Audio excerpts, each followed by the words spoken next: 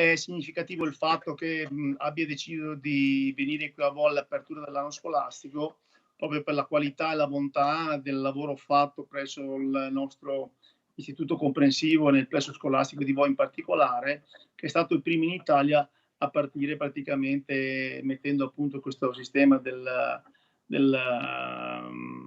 attraverso i computer appunto a distanza, di poter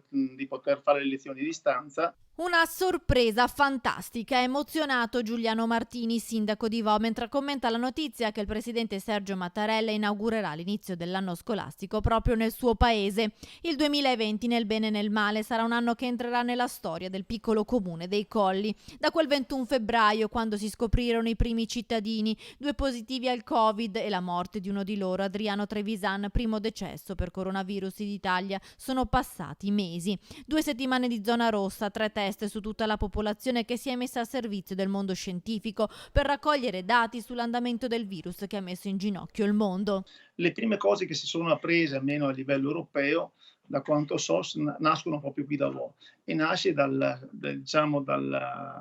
questi screening effettuati a Vo, soprattutto sull'ultimo, sul sierologico, che darà dei risultati importanti, per i quali però ci vorranno alcuni mesi di studio. La visita di Mattarella è un riconoscimento importante per tutti gli insegnanti della scuola di Vo che per primi si sono prodigati, facendo sempre sentire la presenza agli alunni con la didattica a distanza, ma anche un premio magnifico per tutti i piccoli di Vo che insieme ai genitori si sono prestati a fare tamponi e prelievi di sangue. L'ultimo screening fatto ad adulti e anche ai bambini,